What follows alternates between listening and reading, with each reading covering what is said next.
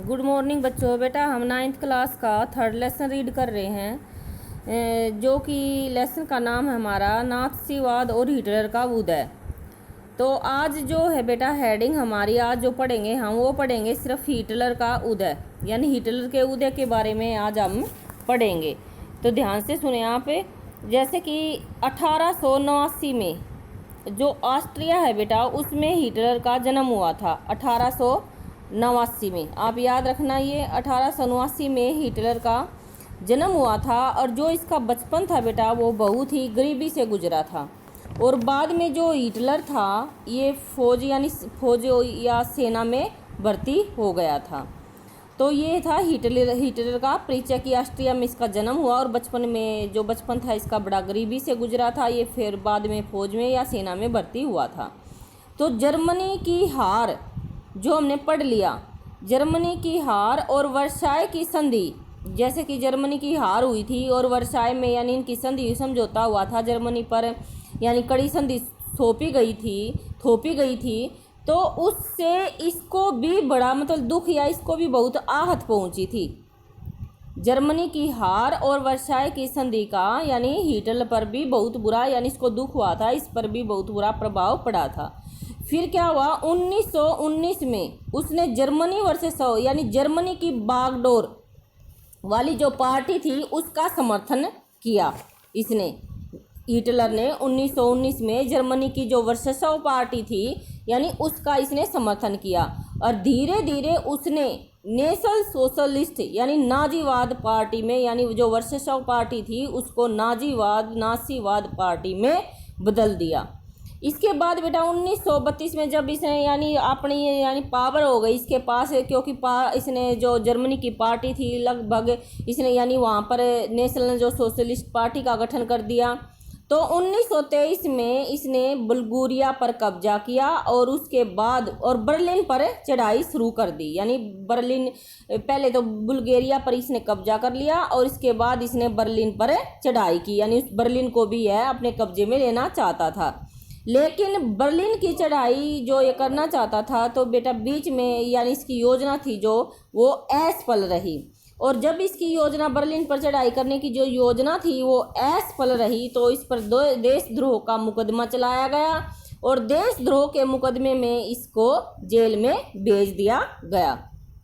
लेकिन जब ये जेल से रिहा होने के बाद यानी जब ये जेल से रिहा हुआ 1930 में आर्थिक महामंदी में नाजीवाद की जन आंदोलन का रूप शुरू हुआ। यानी जब ये जेल से रिहा हुआ तो जर्मनी में बेटा बहुत आर्थिक मंदी फैली हुई थी और उस आर्थिक मंदी का इसने यानी लोगों को आश्वासन दिया जन आंदोलन का, यानी वहाँ से ही रूप शुरू होता है कि इसने यानी लोगों के से गरीबी को दूर करने के लिए, आर्थिक महामंदी को दूर करने के लिए यानी ऐसे ऐसे इसने भाषण दिए। फिर इसके बाद बेटा 1932 में यानी आप ये भी देखें कि एक बार इसने पहले भी चुनाव किए थे, जैसे 1929 में सिर्फ 2.6% इसको वोट प्राप्त हुए थे। लेकिन जब इसने 1932 में चुनाव किए तो बेटा इसको 37% वोट हासिल हुए। इसलिए जो 1932 में है हिटलर बहुत अधिक वोटों से इसने यानी जीत हासिल की। फिर इसने जो नाथसी था यानी इसने जो नेशनल या पार्टी का जो गठन किया था बेटा, इसने यानी लोगों को आश्वासन दिया कि भाई आपकी गरीबी दूर की जाएगी, आपको रोजगार वगैरह दिए जाएंगे। तो इसने जैसे ये जो नासी सैल्यूट थे या हिटलर का जो जोरदार भाषण था, धुआंधर जो इसके विचार थे, यानी ये वक्ता बड़ा अच्छा था। तो जो ना वहाँ के लोग थे जर्मनी को इसको अपना मसीहा मानने लगे थे। तो इस प्रकार से यानी हिटलर का उत्कर्ष हुआ था, यानी इस प्रकार हिटलर बढ़ता चढ़ता चला गया था। तो इसके बाद फिर है लोकतंत्र का ध्वंस। तो अब जैसे हिटलर बेटा यानी वहाँ का नेता बन चुका था, जर्मनी का मसीहा बन चुका था, तो उसने अब लोकतंत्र आप जानते ही हो, लोगों का जो शासन होता है लोगों के चलने उसका ध्वंस यानी लोकतंत्र को इसने ख़त्म करना शुरू कर दिया। तो आप याद रखिए 30 जनवरी 1933 को राष्ट्रपति हिंडनबर्ग ने हिटलर को चांसलर का पद सौंप दिया, क्योंकि 32 में तो इसने बहुत सारी वोटों से जीत हासिल कर ली।